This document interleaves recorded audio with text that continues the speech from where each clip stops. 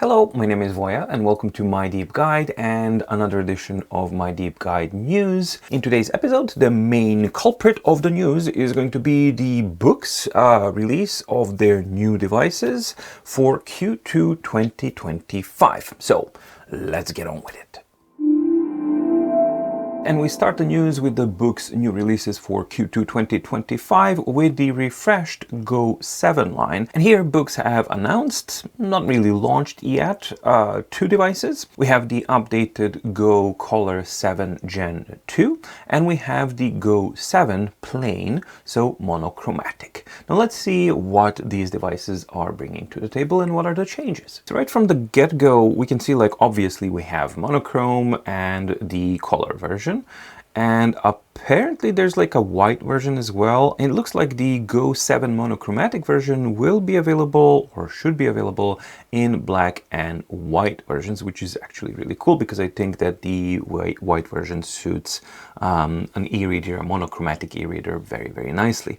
If we're talking about Go Color 7, there, because of the inherent darkness of the Kaleido screen, I think that the black frame version or the dark gray frame version would suit the readability of that device better, because the white is just going to accentuate how dark the whites are on a Kaleido 3 panel, and that's one of the things that I think is important. They've improved the buttons here because the original design had perfectly well manicured and manufactured buttons that were sitting right next to each other with absolutely no tactile feeling to differentiate between them. Now they have addressed that, and not only is it that we do have a gap between these buttons, but they are also kind of shaped like this so that you can feel the difference under the thumb. So I think that the thumbing experience is going to be more intuitive. They have the water repellent protection, whatever that means. And of course, these are front lid devices. However, there is something really, really significant that was introduced for both of these devices, and it's a twofold improvement and introduction. First of all, both of these devices are now handwriting capable. So they are no longer just e-readers, they are e-notebooks. Point number one. Point number two is that they are not using a Wacom layer. That's right, they are using a active stylus here, and they're calling that pen that's going to be compatible with the Go 7 and Go Color 7 Gen 2 Boox InkSense. And here with the fine print, it says that it's sold separately. So it is an extra expense that you probably will have to shell out for, and I think it's around 40 bucks or something like that. So for now, it remains that the second point, handwriting capable, both of these devices, but they're not using Wacom, they're using an active digitizer, in this case called Boox InkSense. I do like the overall design, and hey, you can actually choose a folio that has a pen wrap and without a pen wrap, or maybe they are going to make it detachable. That's going to be interesting to see. But either way, this format I think was pretty much ideal for a portable e-reader because it's a perfect compromise between portability, the footprint, and readability and what it actually offers you. So I'm genuinely excited to try out the Go 7.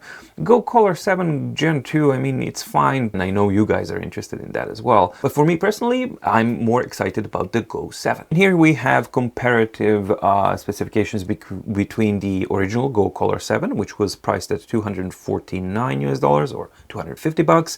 The Go 7 monochromatic version is going to be 220 bucks, despite it actually having the support for the InkSense stylus. But we also see that nothing else has significantly changed. We have the same octa-core CPU, we have the same adjustable front light, micro SD card slot, auto rotation, 4 gigs of RAM, 64 gigs of storage, 2300 milliamp battery, magnetic case. In this case, we have Android 13 on both Go 7 and Go Color 7 Gen 2, and we have the same exact exact thickness or the casing with the 6.4 millimeters and the same exact weight.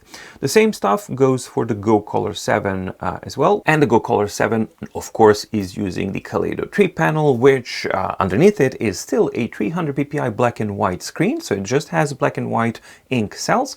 But the way that the Kaleido technology works is that on top of that, it has a color film that filters the combination of, or the grayscale of, the black and white ink cells through a color prism or a color matrix to display a color of some sort. It's not an active color filter or anything, it's just always there. And because of the way that it has like 3 strips per pixel, sort of, not really, but kind of, that means that black and white content will be displayed in 300 ppi resolution and color resolution will be at the best displayed in 150 ppi, but depending on the color content, it can actually drop down to 100 ppi, which is not something that anyone is really talking about when we're talking about this technology. But realistically, the color content resolution on the Kaleido panels is going to vary between 100 and 150 ppi density. Everything else is exactly the same between these two, except that we don't know what the pricing will be. The next one in line that was announced is the Tab XC, which is basically Note Max with a Kaleido 3 panel, a front light, and an active stylus instead of a Wacom layer for a passive EMR writing capability. First of all, this is going to be a product that a lot of people are going to be interested in, because two main criticisms that people have directed towards the Note Max. Now, this is going to be mental gymnastics of the Olympic level of not mixing up the Note Max and the Tab XC, but I shall try. The main two criticisms that users had and why they were skipping over or returning Note Max were lack of a front light and lack of color display. Now, both of these have been addressed on the Tab XC, but there might be more to the naming that Boox is using than just meets the eye. And it might not be just the, madness or craziness or confusion, because what is in the name of the Note series? And let's just check that before I dive into all of this more deeply. If we look at the Note series, we have Note Max, Note Air 4C, Note Air 3C, Note Air 3. Seemingly they are all different devices, and they even use different type of an OS, because for example, Note Air series, all of them, they're using the old Boox OS that doesn't have the ability to use the widgets and all that kind of stuff, while Note Max is the only one that does use that. So it's not the OS. It's not that they're all monochromatic, because we have Air 3C and Air 4C. So what is the same thing? Why are they called Note? Well, there is one very important thing about the Note thing, and is that all of these have a very, very good paper-like layer film applied on top of the screen that provides exceptionally good writing performance and writing experience feel. That is something that we do not have on the Tab series consistently. So the Tab series, Tab Ultra C Pro, Tab X, and unfortunately, I'm very, very much inclined to believe that Tab XC is going to fall into that category as well.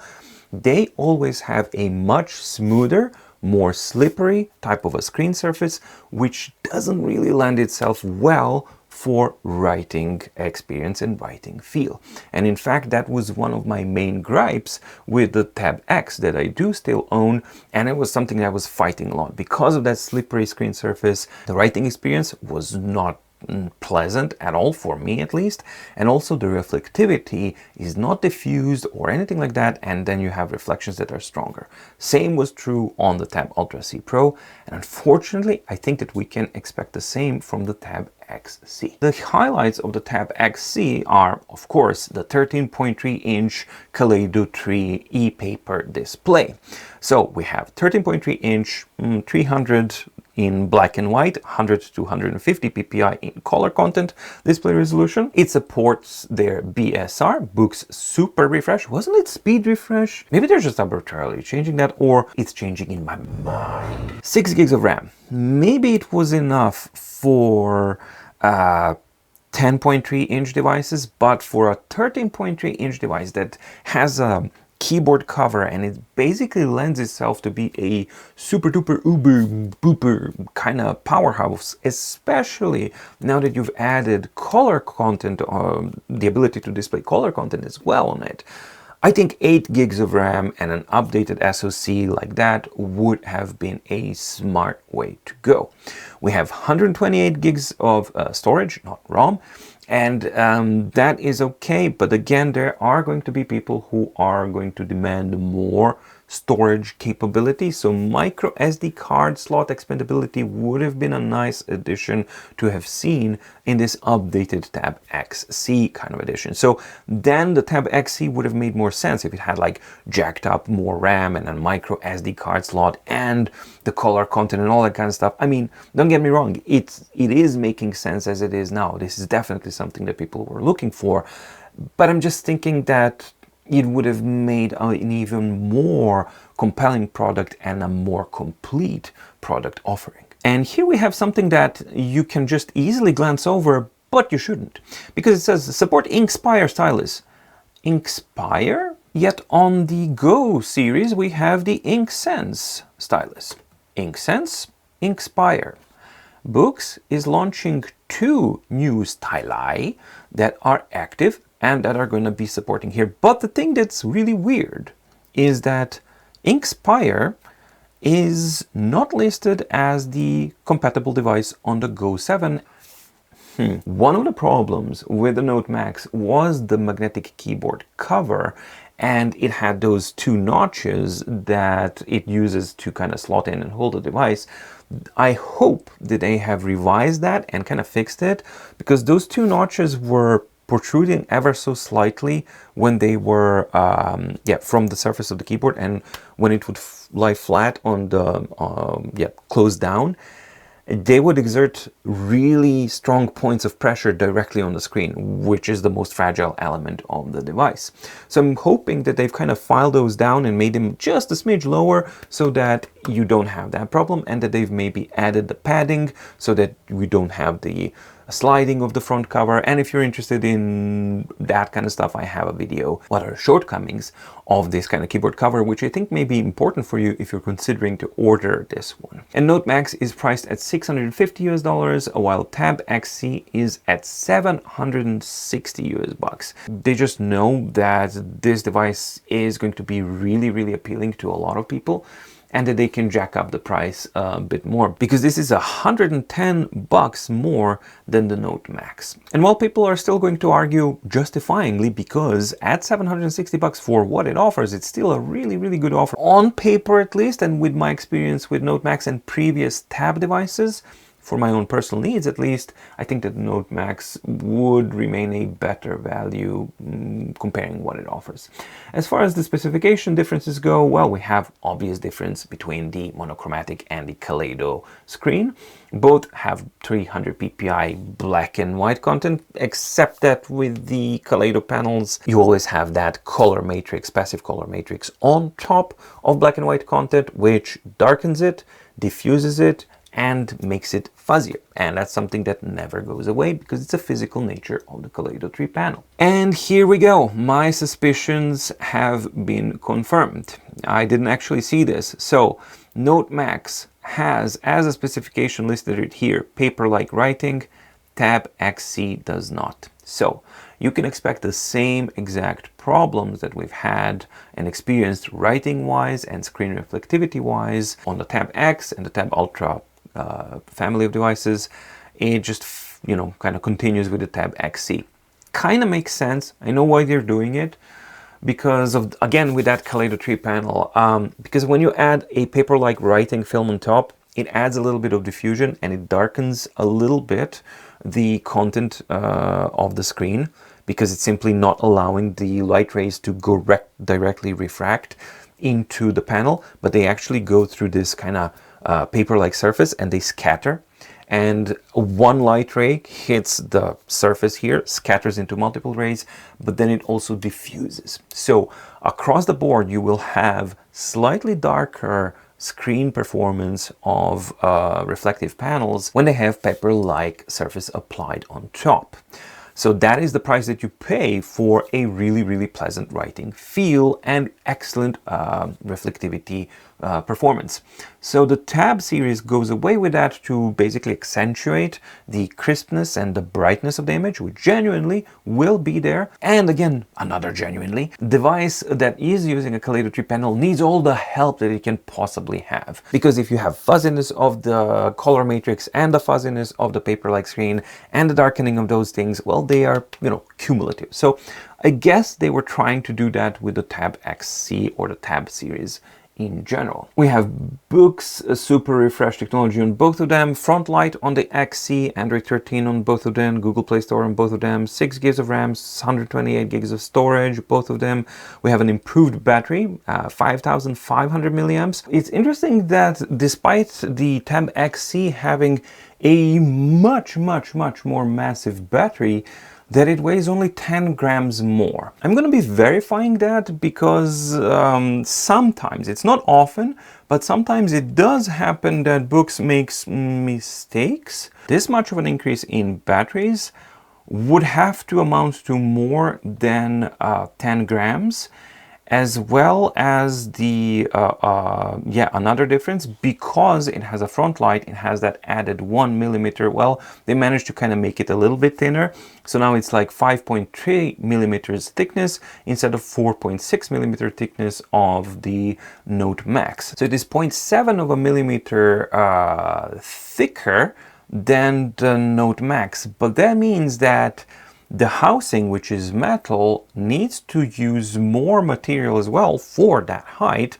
Granted, it's just the edges, but still, it's still more material. So you have more material, you have a front light panel, which is heavier. They are definitely heavier because they have more layers and more stacks. And you have a much bigger battery, and it's supposed to be only 10 grams heavier. Maybe they managed to do that with some super smart optimizations inside it. They find a way to mill things out and keep it, lighter while packing more stuff. But we had instances before when certain products from Boox would be launched and they stated one weight, when you put it on scale, it becomes something else. The third product that is launched, and some of it is separate, but it is an important thing to mention, are the new Boox Active Styli. And we have, as we've seen, two of them, InkSense stylus with a side button. And this one is, I'm not even sure if it's magnetic or not, because it doesn't really say anywhere that it has magnetic capability to snap onto the device or anything like that. It just says 4096 pressures of sensitivity, multifunction side button, replaceable pen tips, Type-C charging, and comfortable grip. So it looks like this one is not magnetically capable to kind of slip on that, and it would make sense because if we remember with the Go 7, they had the pen loop. So it leads me to believe that InkSense at 42 US bucks is an active stylus that is not magnetically capable. It has this super enormous, gigantic kind of a pen tip, which I've reached out to Boox before, and they clarified that these are their own native tips. And while the physical aspect could fit some others, and they didn't want to specify which others, they only provide support for their own tips like this, similar to what Remarkable is doing with the Paper Pro and their new active marker there. So this active stylus is pretty much basic, and as you can see, no magnetic support, and it has USB-C for charging, which means that it cannot be charged from the device itself.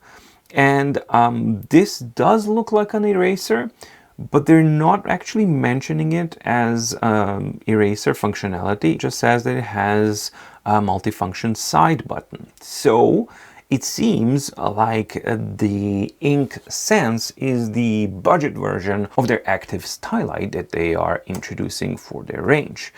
But with the Tab XC, we had the introduction of the new InkSpire stylus, think bigger, write easier. And for now, this one is only for Tab XC, and I cannot find it on the shop to be able to be purchased separately. So that leads me to believe that maybe it's just meant to be used or maybe bundled only with the Tab XC. This pen looks a little bit different, and it has different kind of specifications. It still has the 4096 pressures of levels, but they are specifically saying that it also has tilt sensitivity. It has magnetic attachment and wireless charging, and it has a durable replaceable tip. When somebody says durable and you have a tab device combined with that, that means hard on hard. And I think that no mention of paper-like writing quality is something that's really alarming me about the Tab XC, and just makes me even more grateful that a spectacular device like Note Max exists. I really hope that I'm wrong, but the wording that's being used here, the images that are being used here, and all the other stuff indicates that the writing experience on the Tab XC might not be that good. Includes haptic pressure sensor to provide tactile feedback during use. And if it has like a haptic motor inside to kind of give you vibrations or micro vibrations, are they trying to fake the writing feel that you feel the vibrations of the pen with that haptic pressure sensor, or something else? I'm really not sure, but I'm very, very interested to learn more about this. I did ask them about that. I haven't really gotten a reply yet, so I'll see, but that's definitely an interesting thing to see. And we are not done yet, because there is a fourth product that Boox has also launched or announced just a little bit after the announcement of these three. So we have the Boox Mira Pro series, and this is their Kaleido 3 powered e-paper computer display that is 25.3-inch display, so the equivalent of the Dasung paper-like Color that I've already reviewed on the channel. I'm gonna try and obtain a review sample unit device of this monitor, because I think that it's going to be really, really important and useful for users who genuinely need, not just want, but need a device like this. When it costs like, I think around 1,800 bucks or something like that, these panels are really, really expensive. Yet there is an active lack of proper information, independent information, and comparative information about these panels. So I'm going to try my best to get Boox to send me one so that I can give you an independent review of the Boox Mira Pro Color version, and also a comparison between it and the Dasung Paperlike HD, because they are direct head-to-heads. I think that it would be really, really important for you guys to have an option to kind of check it out and see how do they compare to each other, because previously, even though they should be identical on specs and on paper, that was not the case when I was previously pitting a Dasung and a Mira screen, because in many, many respects, the Mira Pro display simply was dominant to the Dasung, from the front light, from the construction, from the supporting software, from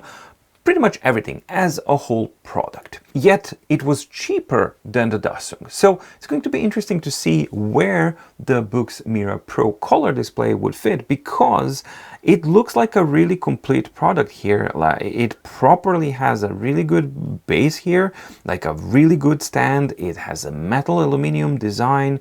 It has a proper resolution here. It's of course color, has a dual front light, intensity, color regulated. It has the ability to flip into vertical mode like the Dasung can as well. Proper connectivity, so you have DisplayPort, you have an HDMI, you have USB-C as well. While the Dasung Paperlike HD Color explicitly says that it does not support and it shouldn't be used on Mac OS or Mac systems, here we do have notes that it is supported and that can be used in extended mode and a suggested resolution of 1600 1200, but the suggested resolution doesn't make sense for Windows. I'm a Windows guy, so I'm not really sure what they're doing that and why, but if I do get a sample device, I will definitely try it out and see yeah, how it works in their suggested mode and how it works in the mode that I think that it should be working in. It has a Visa standard, it has a really nice aluminum body, it has a really stylish looking, modern looking stand that is versatile. 40-degree tilt angle, so you have height adjustments of 50 millimeters or 5 centimeters. Could have been better. And you have the pivot, super awesome for a screen like this. So yeah, that is genuinely an interesting one, and I'm gonna do my best to bring it to you guys so that we see what's it like. So there you go. Those are the new products launched by Boox for Q2 2025. Please let me know in the comments down below, what are your thoughts, what are your opinions, what are you excited about, what are you not excited about, what have you known before, what have you learned new from this video, all that kind of stuff. Thank you so much for watching. Stay safe, stay healthy, and see you in the next video. Bye!